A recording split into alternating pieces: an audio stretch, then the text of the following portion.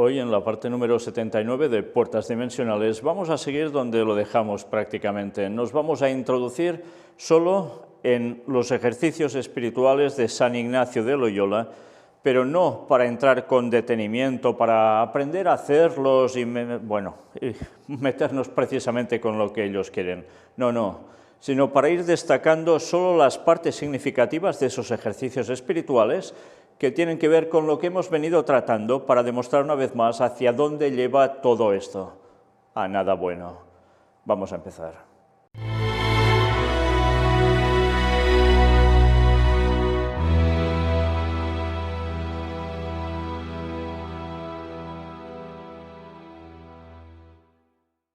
Pues bien, como os decía, no vamos a introducirnos de lleno en todos los ejercicios espirituales, sino solo los que tienen que ver con lo que hemos tratado. Y vamos a empezar directamente por esto. Ejercicios espirituales de San Ignacio de Loyola, una relectura del texto. Y fijaos que nosotros aquí solo vamos a leer la parte que está escrita por Ignacio de Loyola, pero aquí en esta relectura del texto hay un señor jesuita, Josep M. Rambla, y el Seminario de Ejercicios, EIDES, que van comentando sobre precisamente esos ejercicios. Nosotros de ellos solo vamos a ver una pequeña cosa que nos va a servir para mostrar un dato interesante, pero nos vamos a centrar básicamente en lo que vais a ver escrito en estos recuadros que aparecen más grises. El resto, si queréis, os lo dejo para vosotros. Los 5 ejercicios, este era el punto número 2. El punto 2.1 dice, un caballero avergonzado y confundido. Primer ejercicio es meditación con las 3 potencias sobre el primero, segundo y tercer pecado. Contiene en sí, después de una oración preparatoria y 2 preámbulos, 3 puntos principales y un coloquio. Fijaos cómo todo esto es un proceso de desarrollo para llegar a un punto, a un objetivo. Si os vais dando cuenta y si vais analizando todos esos escritos de ejercicios espirituales, veréis que hay mucha preparación, mucha mentalización, mucha visualización de algo que tú no ves, pero que ya te imaginas, y, cómo no solo una meditación en ciertos hechos, sino repeticiones en oraciones. Todo esto, evidentemente, ya sabéis que lleva a conclusiones tipo, como hemos visto en otras cosas de puertas dimensionales, en otros géneros que vienen de Oriente. Pero bien, veamos qué nos dice. La oración preparatoria es pedir gracia a Dios nuestro Señor para que todas mis intenciones, acciones y operaciones sean puramente ordenadas en servicio y alabanza de su divina majestad. Ya veréis que todo parece muy bien encauzado, ¿eh? El primer preámbulo es composición viendo el lugar. Aquí es de notar que en la contemplación o meditación visible, así como contemplar a Cristo nuestro Señor, el cual es visible, la composición será ver con la vista de la imaginación el lugar corpóreo donde se halla la cosa que quiero contemplar. Digo el lugar corpóreo, así como un templo o monte, donde se halla Jesucristo o Nuestra Señora, según lo quiero contemplar. Por tanto, fijaos que una vez más, aquí no solo se trata de ir a Cristo, sino como siempre, y ya lo decían ellos, qué nombre querían tener. No era el nombre de jesuitas, la Orden de Jesús, sino la Orden de María. Pues una vez más nos va equiparando continuamente a Cristo prácticamente con lo que ellos llaman Nuestra Señora. Todo esto, lógicamente, viene del culto a Semiramis, pero claro, el católico en sí no sabe nada de todo esto, de esta adaptación que se hizo del relato bíblico a la paganización que viene de esos tiempos tan antiguos. Y creen realmente muchos católicos de todo corazón que cuando se habla de la Virgen María tiene todos esos atributos que ellos le dan. En fin, sigamos. En la invisible, como es aquí de los pecados, la composición será ver con la vista imaginativa y considerar mi ánima ser encarcelada en este cuerpo corruptible y todo el compósito en este valle, como desterrado entre brutos animales, digo todo el compósito de ánima y cuerpo. El segundo es demandar a Dios, nuestro Señor, lo que quiero y deseo. La demanda de ser según subyecta materia, es a saber, si la contemplación es de resurrección, demandar gozo con Cristo gozoso, si es de pasión, demandar pena, lágrimas y tormento con Cristo atormentado. O sea, fijaos, tanta visualización de imaginarse cosas es para que tú entres ya en un estado de sentimiento sumamente directo. Incluso, ya veis, pedir lágrimas y tormento con Cristo atormentado. Tú evidentemente lo tienes que pasar mal por eso, pero tú tienes que llegar hasta este punto de tormento con Cristo atormentado. Tú lo vas a pasar mal, pero no podrás sentir su tormento. Fijaos que esto va mucho más allá de una percepción normal.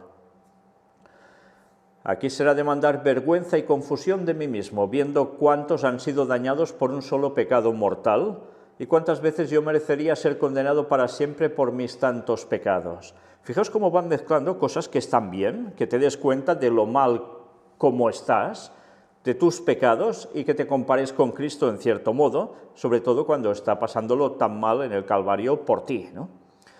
Pero fijaos cómo además hablan de pecado mortal. Hoy vamos a ver algo sobre esto. ¿A qué hacen referencia cuando dicen pecado mortal? Ante todas contemplaciones o meditaciones se deben hacer siempre la oración preparatoria sin mudarse. Por tanto, una oración preparatoria que sea siempre igual, sin mudarse. Reiterativa, sí, reiterativa tanto como queráis. ¿Mantra? Pues sí, por eso va el tema, sí. Y los dos preámbulos ya dichos, algunas veces mudándose según subyecta materia.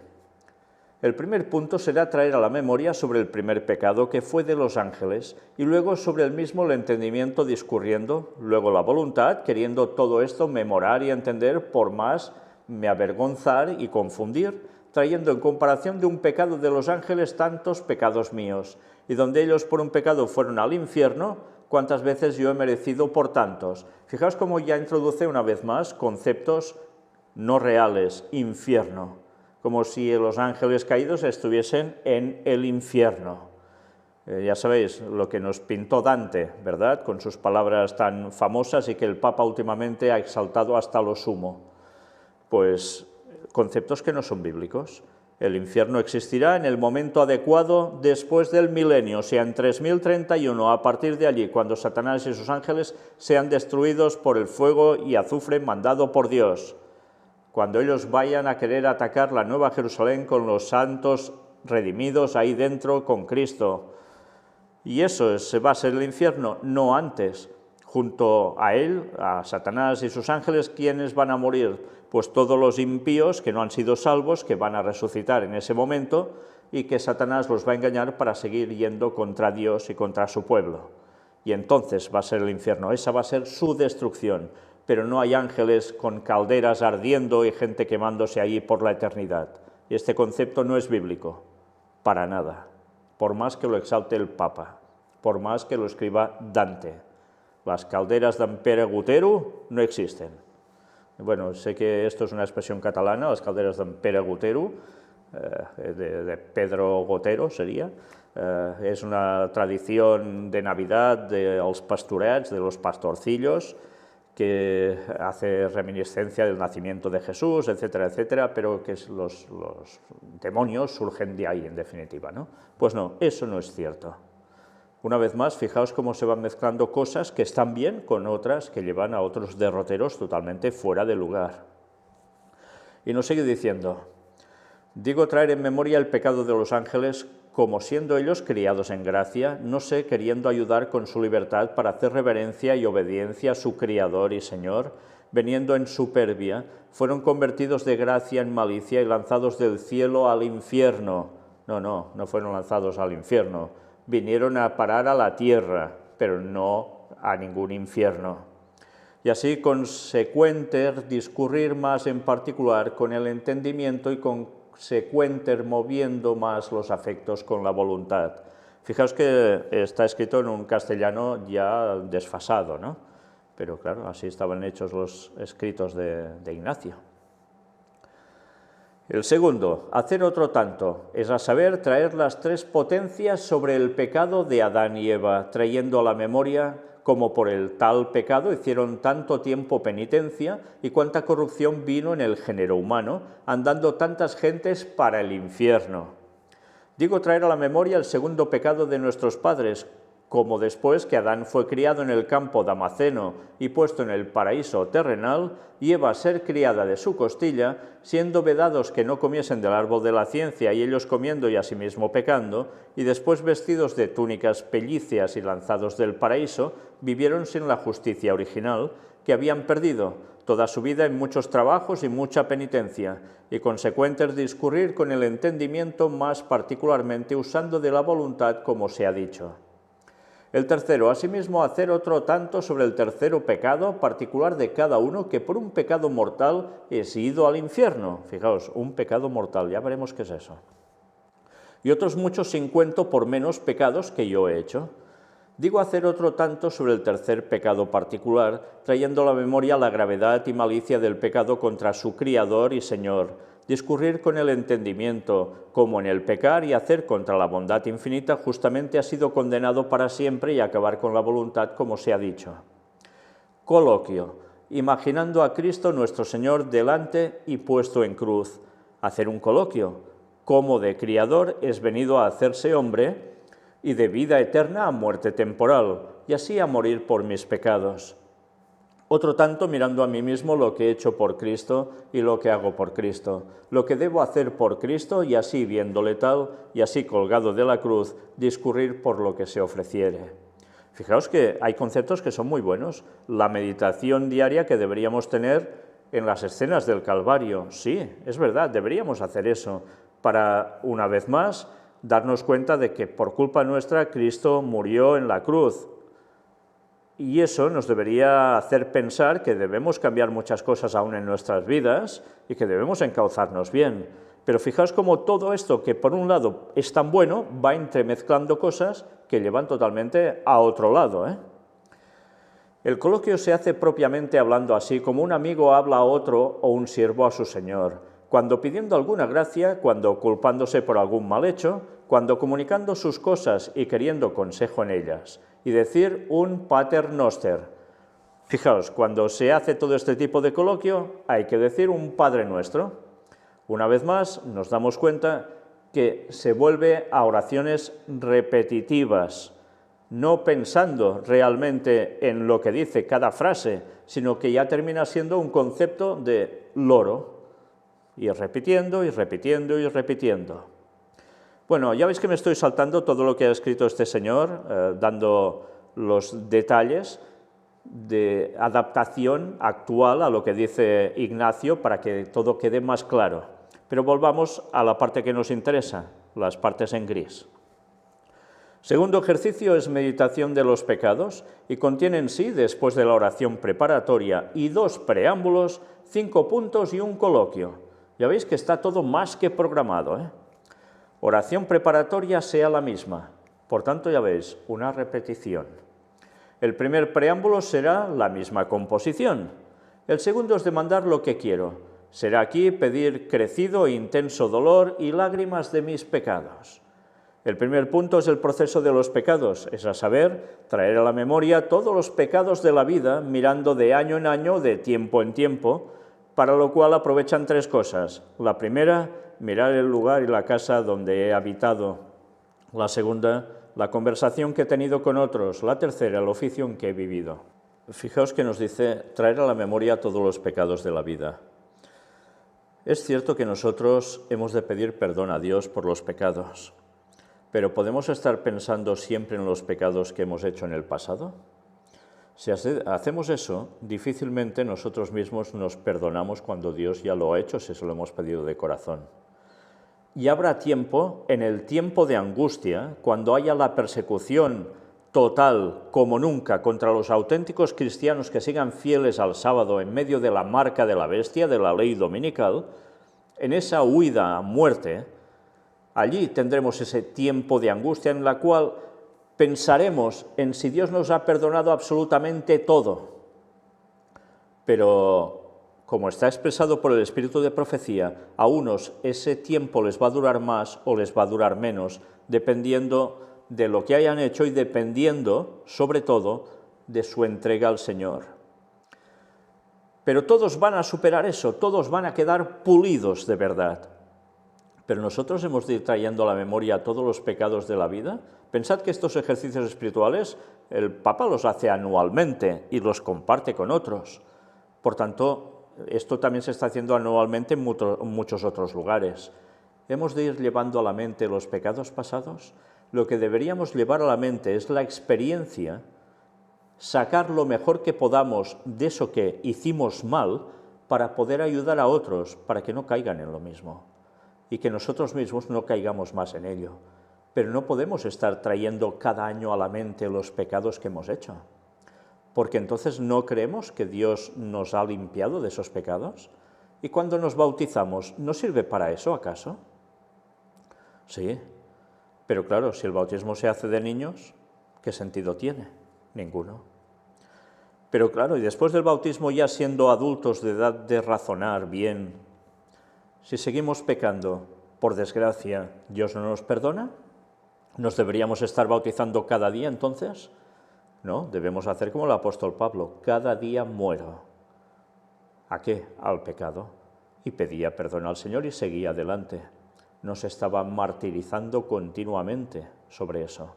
Recuerdo haber visto una película sobre la vida de Pablo hace un año o dos, católica, por supuesto, que se quiso promocionar mucho y donde continuamente a Pablo le venían a la cabeza las imágenes de la gente que había terminado mal por su culpa, que él arrastraba al Sanedrín, etcétera, etcétera, pero que era un machaqueo continuo y eso lo atormentaba. Bueno, pues si hubiese vivido así de amargado, hombre, claro que le dolía lo que hizo y lo expresó así, por eso se consideraba el más pequeño de todos los discípulos, pero no por eso se estaba destrozando pensando siempre en ello, porque el Señor perdona. Y eso es lo que debemos hacer, pedirle perdón, aunque después del bautismo también la hayamos pifiado. ¿Alguien puede decir que no ha pecado después de ser bautizado como Dios quiere por inmersión y en la verdad? Pues eso es lo que debemos tener en cuenta, pero no intentar pensar cada año en lo mal que hemos hecho las cosas, esos pecados, para ir atormentándonos. Esto no es nada, pero nada bueno. Nada bueno. Porque en el fondo pensamos que Dios entonces no nos perdona. Cuando el Señor dice que borra nuestros pecados, que los echa al fondo de la mar, y nosotros los hemos de ir sacando continuamente, ya veis qué cosas, ¿eh? Bueno, y así sigue. Vamos a ver más cosas donde nos dice el segundo, ponderar los pecados, mirando la fealdad y la malicia que cada pecado mortal cometido tiene en sí, dado que no fuese vedado. ¿Solo los pecados mortales son malos? Todo es pecado, todo es malo, todo nos separa de Dios si es pecado. Es cierto que hay unos pecados que son de más magnitud que otros, evidentemente, pero es que el pecado siempre nos separa de Cristo. Por tanto, es cierto que es como una acumulación de males que el día del juicio, si eso no se supera, no ha sido limpiado, eso nos va a hacer arder más o menos en el día final de ese juicio aplicado en 3031, en ese año. Pero cualquier pecado nos separa de Dios y nos puede hacer perder la vida eterna. Por eso debemos remediar los pecados y esos pecados acariciados, esos que nos gustan, que no terminamos de... Pues todo eso tiene que estar fuera. Hemos de ser santos como Él es santo. Es lo que Él nos pide, ser perfectos como Él es perfecto. ¿Solos podemos hacerlo? No, pero con la ayuda de Dios sí. Para eso está el Espíritu Santo, debe estar habitando en nosotros. El tercero, mirar quién soy yo, disminuyéndome por ejemplos. Primero, cuánto soy yo en comparación de todos los hombres. Segundo, qué cosas son los hombres en comparación de todos los ángeles y santos del paraíso. Fijaos una vez más. ¿Qué incluye ahora aquí en medio? Algo que está muy bien. Te tienes que comparar con los otros en el sentido de decir, yo no soy superior a los otros. Hay otros que son superiores a mí en muchas cosas. Vale, muy bien, sí. Pero en verdad no nos deberíamos comparar con nadie, nos deberíamos comparar con Cristo. Eso por encima de todo. El resto, todos somos lo que somos aún, por desgracia. Aún no hemos llegado a la plena estatura de Cristo, pero es nuestro intento y debemos llegar a eso con su ayuda. Pero ir comparándonos con los demás, pues bueno, tampoco es lo más adecuado, ¿eh? Pero fijaos que aquí luego nos dice el tema en comparación también con los ángeles y santos del paraíso. ¿Qué santos del paraíso? Los humanos que están en el cielo, las personas que hay allí, aparte de Moisés, Enoc y Elías, están los que resucitaron con Cristo y se fueron al cielo con Él como primicias, de gente desde el mundo antediluviano hasta los últimos momentos del retorno de Cristo. Pero no todos, unos cuantos, fueron una selección de ellos, que eran los que se aparecían a la gente en Jerusalén y que evidentemente hicieron que todo lo que inventaron los fariseos para negar la resurrección de Cristo, incluso sobornando a los soldados romanos, no sirviese para mucho, porque se habían aparecido a mucha gente y eso no lo podían parar, y por tanto el mensaje se daba y se aceptaba. Pero claro, ¿a qué santos te comparas entonces del paraíso? Tienen que ser estos como mucho, ¿no? Porque si no, ¿a quién te vas a comparar de santos? ¿A San qué? ¿A San lo que sea que ha hecho el papado diciéndoles que son santos? Pues no, porque no están en el cielo. Hasta su momento, en la segunda venida de Jesús, no habrá los demás que suban al cielo con Cristo. Por tanto, ¿a quién te vas a comparar? Y nos sigue diciendo más. Tercero, mirar qué cosa es todo lo criado en comparación de Dios. Pues yo solo, ¿qué puedo ser? Cuarto, mirar toda mi corrupción y fealdad corpórea. Bueno, fijaos, o sea, hasta mirar la parte física, que estás mal hecho, que eres un desastre, etcétera, etcétera. Quinto, mirarme como una llaga hipostema, de donde han salido tantos pecados y tantas maldades y ponzoña tan turpísima. Bien, ya veis que esto es un machaqueo continuo sobre ti mismo, ¿eh? No es solo humillarte ante Dios, es que te aplasta directamente. ¿Hemos de llegar a tal extremo cuando como hijos de Dios tenemos una dignidad? Está bien que meditemos en que somos lo que somos, que estamos al nivel que estamos, y eso nos debe llevar a Cristo, a pedirle a Dios que nos cambie, que nos ayude a superarlo todo y a esperar la resurrección o bien la segunda venida de Cristo y estando vivos, siendo de los 144.000, cuando vamos a ser transformados. Pero no por esto nos vamos a machacar de este modo. Solo falta que nos peguemos de latigazos ya, ¿eh? El cuarto, considerar quién es Dios, contra quién he pecado, según sus atributos, comparándolos a sus contrarios en mí. Su sapiencia a mi ignorancia, su omnipotencia a mi flaqueza, su justicia a mi iniquidad, su bondad a mi malicia. Fijaos que esto está muy bien. Una vez más, va mezclando cosas certeras con lo que no toca.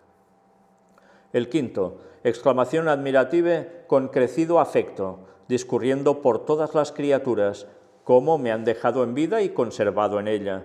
Los ángeles, como sean cuchillo de la justicia divina, cómo me han sufrido y guardado y rogado por mí. Los santos, cómo han sido en interceder y rogar por mí. ¿Os dais cuenta? ¿De qué santos está hablando aquí? De los que los altares católicos van llenos porque ellos dicen que son santos, así lo han dictaminado. ¿Y estos van a interceder por nosotros y rogar por nosotros? Estos, señores, es espiritismo, porque los muertos nada saben. Los muertos no están en el cielo. Por tanto, esto es espiritismo.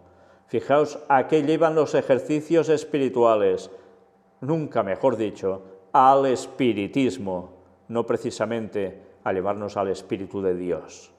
Una vez más, mezclando la verdad con el engaño y cómo está colando a tantísima gente. Y sigue diciendo, y los cielos, sol, luna, estrellas y elementos, frutos, aves, peces y animales, y la tierra, como no se ha abierto para sorberme, criando nuevos infiernos para siempre penar en ellos. Pero ¿os dais cuenta de lo que está diciendo? Es que es asombrosamente bárbaro. ir creando infiernos para siempre penar en ellos, o sea, la eternidad del castigo perpetuo, sufriendo siempre, quemándose siempre por la eternidad. Pues vaya Dios de amor, vaya Dios de amor que quieren tener. Esto, desde luego, de pensamiento divino, no tiene absolutamente nada. Es la distorsión del carácter de Dios que Satanás implementa en las mentes con sus falsas creencias y que tantos católicos y, por desgracia, también protestantes y ortodoxos se han tragado. Todo por no estudiar la palabra de Dios como toca, y así distorsionan el carácter de nuestro Señor. Y todo esto en ejercicios espirituales. ¿Dónde te lleva esto? Pues a opinar como Satanás quiere sobre Dios. Y bueno, ya no digo nada cuando hablo de todos esos elementos de arriba y los de abajo. Coloquio. Acabar con un coloquio de misericordia, razonando y dando gracias a Dios nuestro Señor porque me ha dado vida hasta ahora, proponiendo enmienda con su gracia para adelante. ¿Y qué viene después? Pater Noster, o sea, una vez más, un Padre Nuestro. En fin, que ya veis qué cosas. Por un lado, achacan a Dios el que es un salvaje empedernido, ¿sí?, porque lo pintarán muy bueno, pero alguien que causa tanta desgracia en un ser humano, quemándose por la eternidad, cuando ha vivido una vida de quizás 70, 80 años y algunos muchos menos, y por eso, aunque hayan pecado y la hayan liado tanto, tendrán que sufrir por la eternidad. Pero ¿dónde cabe esa mentalidad en las personas de Dios? Una vez más, eso es un pensamiento ultra satánico. Y por todos lados eso aparece. Vaya ejercicios espirituales, Vale más hacer ejercicio en un gimnasio o corriendo fuera que todo esto, desde luego. Más espiritualidad conseguirás. Bien, aquí nos siguen dando el autor de estas aclaraciones más cosas al respecto. Yo sencillamente me voy a detener en esto. Mirad, vamos al último de los párrafos. Esta meditación del pecado no se hace ante la ley, como si el mal fuese simplemente la transgresión de una norma, sino considerando la mismísima realidad del mal como tal, que por ser mal está prohibido. Mirando la fealdad y malicia de cada pecado mortal cometido tiene en sí, dado que no fuese vedado. Fijaos, nos dice, esta meditación del pecado no se hace ante la ley. Qué curioso, porque la ley debe ser nuestro espejo, es donde vemos dónde estamos mal. Y por amor a Dios intentaremos cambiar, y para nuestro propio bien y el de los demás. Pero aquí no funciona exactamente así esto. Cuando se hace o se deja de hacer porque está prohibido, el pecado tal, no hay verdadera libertad. Aquí hay que tener en cuenta que por pecado mortal debe entenderse pecado capital. Este término quizá os suena más, ¿no? Como se usa en muchos escritores espirituales, como García Cisneros, Teresa de Jesús y Juan de la Cruz. Ya hablamos de dos de ellos, de los dos últimos, bastante también en Puertas Dimensionales, y vaya panorama con ellos también. Pecado capital pone de relieve la disposición de la persona más que la misma acción cometida. Y esta disposición se hace más consciente mediante las consideraciones que se proponen en el tercer punto. Mirar quién soy yo disminuyéndome por ejemplos. Pero aún así el ejercitante no es todo maldad porque ha sido objeto del amor de Dios y en su vida no ha faltado el bien hecho por Cristo. Pues vamos a ver cómo se define pecado capital. Ya sabéis, para el catolicismo hay definición de 7 pecados capitales. Mirad qué nos dicen aquí. Los pecados capitales son aquellos de los cuales se desprenden otros pecados. Los 7 pecados capitales son una clasificación de los vicios que se enumeraron en las primeras enseñanzas del catolicismo y del cristianismo con el objetivo de educar a los fieles acerca de la moral cristiana. La doctrina católica divide en 2 grandes grupos a los pecados. El pecado venial, se consideran menores y son perdonados a través de los sacramentos, y el pecado mortal. Son sumamente graves, ya que rompen la vida de gracia y amenazan con la condenación eterna a menos que la penitencia los perdone. Vaya cosas, ¿no? O sea, los pecados veniales, mira, con sacramentos, pim pam y fuera, ya está solucionado. Pero el pecado mortal, o uno de esos 7 pecados capitales, Pues no, aquí la cosa ya es distinta, ¿eh? Ya es condenación eterna, a menos que con la penitencia sean perdonados. O sea, no es que pidiéndole perdón a Dios de todo corazón te limpie, no, ya veis, tienes que hacer penitencias. O sea, te tienes que ganar el cielo por obras. Qué tontería más grande, ¿eh? Qué tontería más grande. Pero bien, miremos esto, pensemos un poco. Si todos los pecados nos apartan de Dios, la mayor parte de la vida es la que forma nuestro carácter, nuestras decisiones. Y a veces, ¿por qué se va formando o siempre nuestro carácter? Por las cosas pequeñas. Y entonces el carácter queda con semejanza a Cristo o queda hecho un desastre. Algunos más, algunos menos, pero en consecuencia apartados de Dios porque seguimos en pecados incluso de los que parecen con poca importancia. ¿Vamos a ir al cielo con pecados de poca importancia? ¿De verdad creéis que ante Dios un pecadillo o dos pecadillos o unos cuantos pecadillos no son pecados para apartarnos de Él cuando quiere que lleguemos a la santificación? Pecado mortal va a ser todo aquel que no haya sido perdonado ni ganas de ser cambiado, ni hagamos hecho esfuerzo para ello y que Dios nos haya ayudado a sacarlo de encima. Todo es un pecado que lleva a la muerte, porque la paga del pecado es muerte. Esto es lo que pone la palabra de Dios.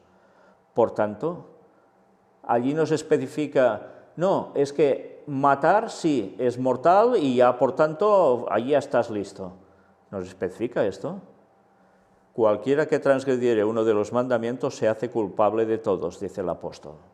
Y nosotros, siendo culpables de todos en general, porque la ley es un bloque llena de elementos, pero es un bloque, si tú transgredes la ley, tú pierdes la vida eterna.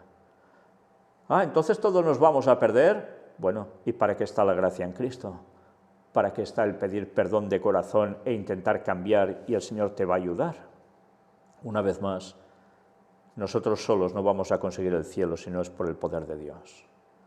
Por el perdón de Dios, que por algo Cristo lo pasó tan mal para darnos la vida eterna. Y eso es lo que debemos sacar en conclusión. Pero bien, veamos qué más nos dicen. En tanto, los pecados capitales son 7, y siguen este orden: lujuria, pereza, gula, ira, envidia, avaricia y vanidad. ¿Y de aquí qué conclusión sacáis? ¿Dice algo que por decir el nombre de Dios en vano también es pecado mortal? No. ¿Dice algo que por idolatría es pecado mortal? No. ¿Dice algo, por ejemplo, del sábado, que si no lo guardas sabiendo la verdad, también va a ser mortal? De todo esto no dice nada. De los 4 mandamientos de caras a Dios, de tu relación con Dios, no dice nada. En cambio, es pecado mortal todo lo que hagas con los demás o contigo mismo. Qué absurdo, ¿no? Los mandamientos son 2 tablas de la ley, compuesta por 4, tu relación con Dios, y por 6, la relación con el prójimo. Y resulta que aquí solo cuentan, mira por dónde, 7, y además ninguno es encarado directamente a Dios. Lujuria, pereza, gula, ira, envidia, avaricia y vanidad. Desde luego, todo esto no tiene nada de bueno, pero de ahí a que tengan que ser mortales, cuando el pecado mortal auténtico es rechazar el Espíritu Santo cuando te muestra la verdad y te niegas a aceptarla y entonces se aparta de ti, de eso no se dice nada. ¿Qué cosas? Bueno, sigamos. La lujuria es el pecado ocasionado por la excesiva presencia de pensamientos de tipo sexual. Además, supone pensamientos posesivos sobre otra persona. En su máximo grado, la misma puede desembocar en compulsiones sociológicas, sexuales o transgresiones. Por su lado, la gula se identifica con la glotonería, es decir, el consumo en exceso tanto de comida como de bebida, aunque también puede incluir otros tipos de comportamientos autodestructivos. Abusos de determinadas sustancias, el alcoholismo o comer en exceso son ejemplos de este tipo de pecado. Y no es pecado consumir cualquier cosa que es mala y nociva para el cuerpo? ¿No es malo consumir cerdo, por ejemplo, o marisco? Eso también es atentar contra tu cuerpo, que es templo del Espíritu Santo, debiera serlo. Ah, solo si es gula, si no, no.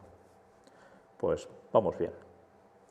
La avaricia es un pecado que implica la total orientación del ser hacia la obtención de riquezas materiales para atesorarlas y, por supuesto, no entra en los planes el compartirlas con los demás o gastarlas. Bueno, lo mismo que con el diezmo y las ofrendas. Eso es robar a Dios también. De aquí, de esto, bueno, tampoco se especifica. La pereza supone la incapacidad de aceptar y hacerse cargo de la propia existencia.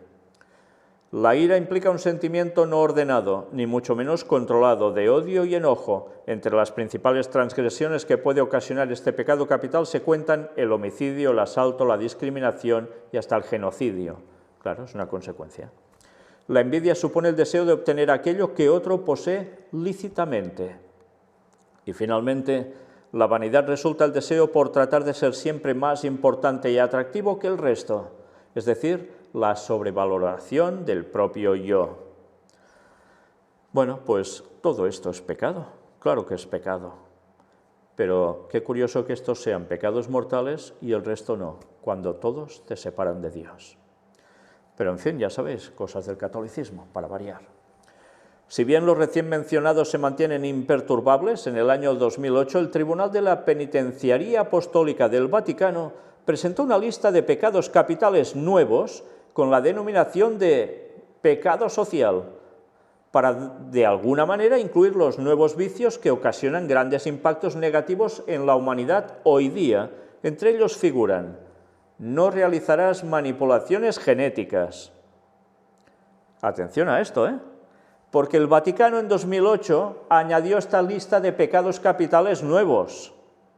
Por tanto, ya no son esos 7, Pero ¿os habéis dado cuenta? No realizarás manipulaciones genéticas. Y mira por dónde desde el papado se llama a que siga estudiándose y trabajando para instaurar todos los temas que tienen que ver con semillas transgénicas, que eso no se hace solo por la naturaleza, son manipulaciones genéticas. Ah, no, que eso va bien porque se va a producir más, gastando menos, servirá para dar el alimento al mundo.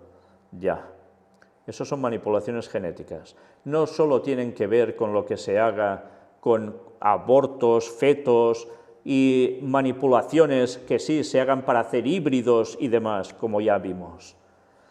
Qué cosas, Pero de eso, nada de nada. Claro, como les da negocio también. No llevarás a cabo experimentos sobre otros seres humanos. Bueno, pues resulta que con las vacunas se están haciendo experimentos hasta con niños. Son experimentos, porque no se sabe cómo van a funcionar, dicen aún en según quién y a según qué edades. Y ahora especialmente en tema COVID-19. Y ellos mismos promocionando que todo el mundo se vacune.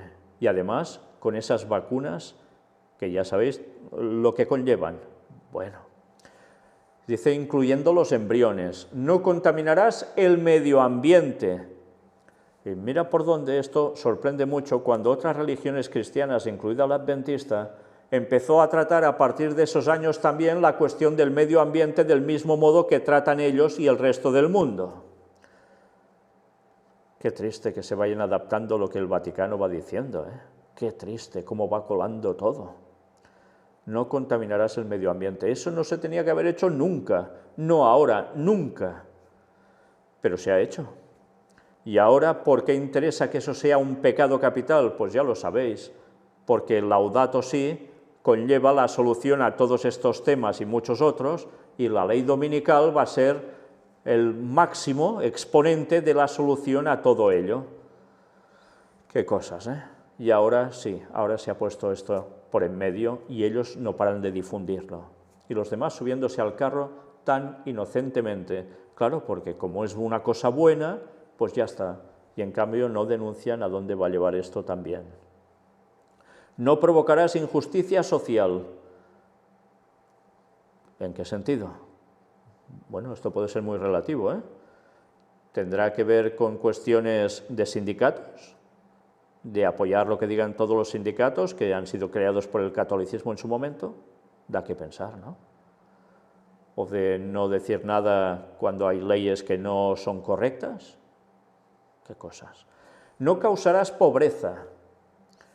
Vaya, y lo dicen ellos. No te enriquecerás hasta límites obscenos a expensas del bien común. Vaya, qué cosas también, ¿eh? El bien común, lo que no paran de hablar continuamente. No te enriquecerás hasta límites obscenos.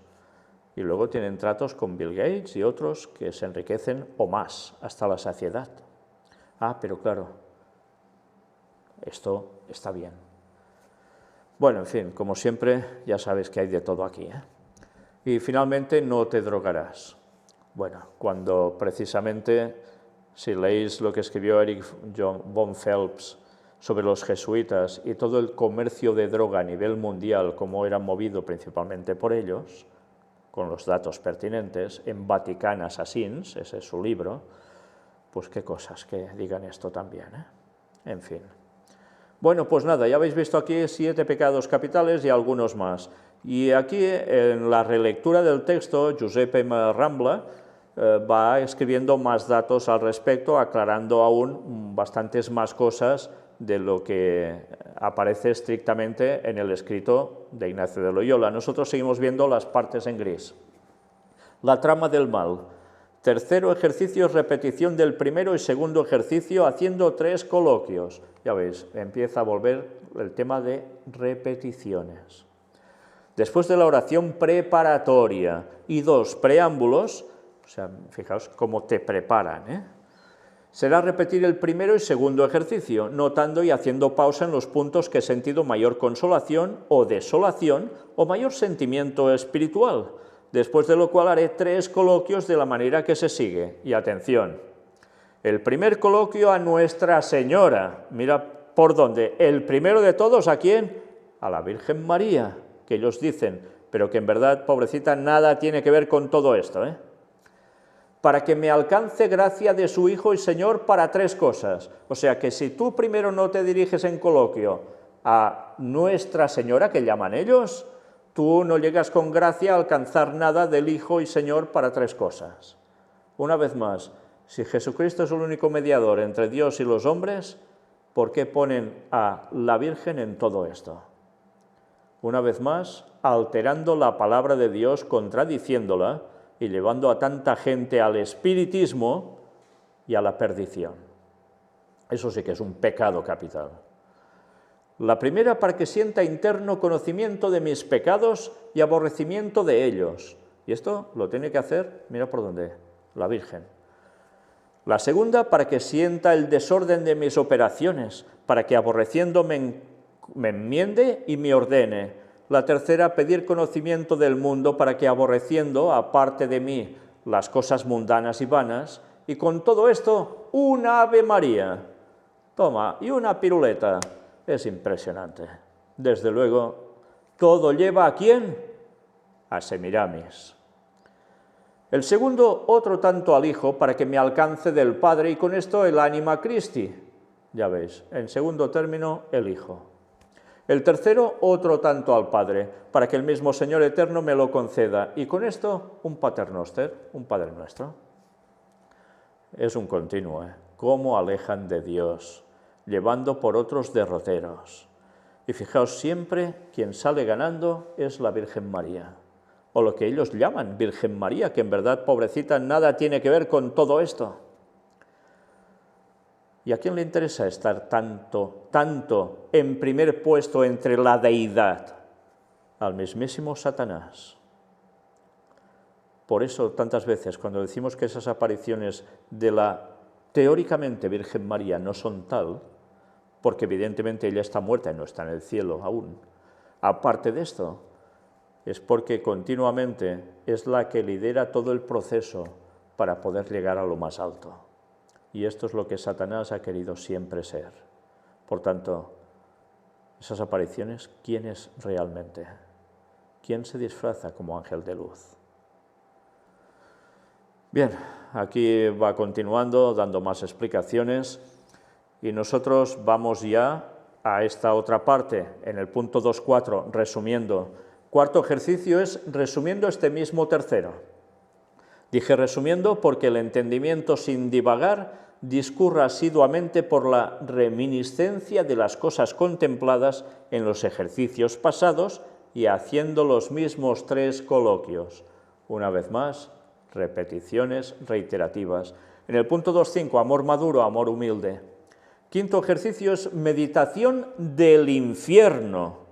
Contiene en sí, después de la oración preparatoria y 2 preámbulos, 5 puntos y un coloquio. Y dale con las repeticiones. La oración preparatoria sea la sólita. El primer preámbulo composición, que es aquí ver con la vista de la imaginación la longura, anchura y profundidad del infierno. No dice del conocimiento de Dios, sino del infierno, ¿eh? Qué forma de llevar el texto bíblico a todo lo contrario. En vez de decir a la longanimidad de Dios, del amor de Dios, nos dice a la profundidad del infierno. Es tremendo, ¿eh? El segundo, demandar lo que quiero. Será aquí pedir interno sentimiento de la pena que padecen los dañados, para que si del amor del Señor eterno me olvidare por mis faltas, a lo menos el temor de las penas me ayude para no venir en pecado. El primer punto será ver con la vista de la imaginación los grandes fuegos y las ánimas como en cuerpos ígneos, o sea, ardiendo, y eso lo tendrás que ir contemplando tú, imaginando, deleitándote acaso. Ya solo falta eso, ¿eh? Madre mía. Es lógico que deberíamos pensar en la destrucción final de los impíos. Primero en la segunda venida de Cristo, cuando el resplandor de su gloria y la gloria del Padre los fría, sí, los deje extenuados, aniquilados, porque no estarán con su santidad, precisamente. Pero otra cosa, además, es después de ese milenio, 1000 años después, cuando va a haber esa destrucción, ese infierno. Eso, por un momento, lo podemos imaginar un poco en esa escena, pero no hemos de darle tantas vueltas. Solo saber que eso va a suceder, solo saber que eso va a purificar la tierra y solo saber que por fin el mal habrá terminado por siempre. Pero van a ser ceniza bajo nuestros pies, dice el texto, incluso el diablo. Entonces, no hay un tormento eterno, no hay ánimas o almas como en cuerpos ígneos, incandescentes, quemándose siempre. Bueno, es que desde luego, y todo eso es poner la vista en esto, madre mía. ¿Y dónde poner la vista? En Dios y en su bondad y en su amor para librarnos de estas cosas. El segundo, oír con las orejas llantos, alaridos, voces, blasfemias contra Cristo nuestro Señor y contra todos sus santos. Pero pensad que está hablando del infierno, ¿eh? O sea, te tienes que parar oreja, literalmente, para oír todo eso. Madre mía, qué salvajada. Y así, claro, te mueres de miedo y vas a seguir lo que te digan esos dirigentes sí o sí, por temor a terminar de este modo, ¿no? Vaya, como que te vas a mover por amor a Dios. El tercero, oler con el olfato humo, piedra, azufre, sentina y cosas pútridas. Me recuerdan las palabras de un mandatario venezolano de hace unos años que decía algo parecido, que olía a azufre, hablando de Estados Unidos. Pues es que es lo mismo, pero ya veis en qué aspecto, ¿eh? Qué cosas. Y todo eso tienes que estar pensando, viéndolo, oliendo. Madre mía. El cuarto, gustar con el gusto cosas amargas, así como lágrimas, tristeza y el verme de la consciencia. Fijaos cómo aquí va poniendo todos los sentidos humanos en acción satánica, ¿eh? ¿Cuántas veces hemos dicho que por los sentidos el diablo entra? Pues aquí lo tenéis claramente. Encima gustar esas cosas. Y el quinto, tocar con el tacto. Es a saber cómo los fuegos tocan y abrasan las ánimas. Pero qué salvajadas. Qué salvajadas. Coloquio. Haciendo un coloquio a Cristo nuestro Señor, traer a la memoria las ánimas que están en el infierno, unas porque no creyeron el advenimiento, otras creyendo no obraron según sus mandamientos, haciendo 3 partes, la primera antes del advenimiento, la segunda en su vida, la tercera después de su vida en este mundo, y con esto darle gracias porque no me ha dejado caer en ninguna de estas acabando mi vida. Es que es impresionante, ¿eh? Es impresionante. Encima debemos traer a la memoria las ánimas que están en el infierno, que no hay ninguna, señores, no hay ninguna aún. Y cuando las haya, eso lo vamos a tener por fin solucionado. Pero qué cosas, deleitarse en todo esto. Y todo para que tú no caigas en lo mismo. En fin. Y nos sigue diciendo: asimismo, como hasta ahora siempre ha tenido de mí tanta piedad y misericordia, acabando con un Pater Noster, con un Padre Nuestro. Qué cosas, ¿eh? Madre mía. Y esto se lo creen los católicos y se quedan tan anchos. Y encima dicen que sacan beneficios por estos ejercicios espirituales, a nivel mental, a nivel psicológico, a nivel de todo, y que se acercan más a Dios que nunca. Madre mía, si supieran a quién se están acercando en realidad. Terminamos con esos ejercicios espirituales y mira por dónde, precisamente este 5 de abril de 2021, surge esto. La vida del Espíritu, Dios habla al corazón del hombre, reflexiones del Papa Francisco. Sí, otro libro más sobre el Papa Francisco. La vita dello Spirito, Dio parla al cuore dell'uomo. Bueno, supongo que todos lo entendéis más o menos, ¿no? Pues bueno, vais a ver una vez más qué dice el Papa en todas estas cuestiones. La editorial San Pablo ha publicado un libro titulado La vida del Espíritu, Dios habla al corazón del hombre, que comparte las reflexiones del Papa Francisco recogidas por don Franco Nardin, sacerdote de Roma, y que cuenta con un prefacio escrito por el cardenal Angelo de Donatis. Pero fijaos, es la vida del Espíritu, Dios habla al corazón del hombre, reflexiones del Papa Francisco, y vais a ver basadas también en ¿qué? La vida del Espíritu, Dios habla al corazón del hombre, es un libro publicado por la editorial San Pablo con las reflexiones del Papa Francisco recogidas por don Franco Nardin, sacerdote de Roma, y que cuenta con un prólogo escrito por el cardenal Angelo de Donatis, vicario general para la diócesis de Roma. A continuación compartimos un fragmento del prólogo. Las importantes palabras espirituales de los últimos documentos del magisterio del pontífice han centrado cada vez más un pensamiento teológico y antropológico que el mismo pontífice define como la vida del espíritu, una auténtica espiritualidad del corazón que sabe integrar las grandes tradiciones de la Iglesia y la espiritualidad de San Ignacio de Loyola. Por tanto, fijaos bien, lo último que ha escrito el Papa, los últimos documentos del magisterio del Papa, sí. ¿Hacia dónde van dirigidos? Es cuestión teológica, antropológica, pero lo define como la vida del Espíritu. ¿Y dónde se centra esto? Una auténtica espiritualidad del corazón que sabe integrar las grandes verdades de la Biblia. No, tradiciones de la Iglesia. Porque para ellos la tradición está por encima de la palabra de Dios. ¿Lo sabíais, no, señores católicos? Sí, porque las tradiciones es lo que ha ido confiriendo a la Iglesia, por autoridad divina, lo que es verdaderamente correcto y bueno y santo, justo y lo que queráis. Y una vez más hay que aplicar esas palabras de Jesús a los fariseos, que hablan sobre el que preferían las tradiciones en vez de los mandamientos de Dios. Y así van. Pero además, que incluyen no solo grandes tradiciones de la Iglesia, sino además la espiritualidad de San Ignacio de Loyola. Por tanto, todo lo que tiene que ver con Ignacio de Loyola, sus ejercicios espirituales satánicos. Y todo esto es a lo que conllevan los últimos documentos del magisterio del Papa. ¿Qué os parece? Laudato Si, Fratelli Tutti, y tantas cartas que va haciendo más, tantos mensajes. ¿Y todo esto en qué está centrado? Tradiciones de la Iglesia y espiritualidad de San Ignacio de Loyola. Casi nada. El título del libro, La vida del Espíritu, Dios habla al corazón del hombre, quiere destacar la peculiaridad del pensamiento del Papa Francisco, que no es una simple colección de referencias y reflexiones espirituales, sino un verdadero manual teológico espiritual. O sea, es un manual, ¿eh? Un manual es algo para poder poner en práctica, para aprender y saber cómo hacerlo funcionar.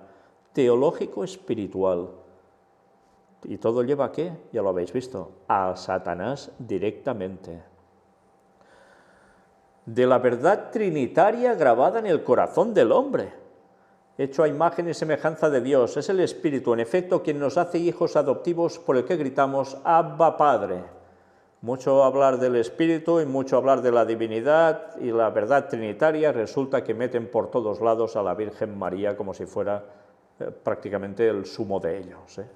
Qué cosas.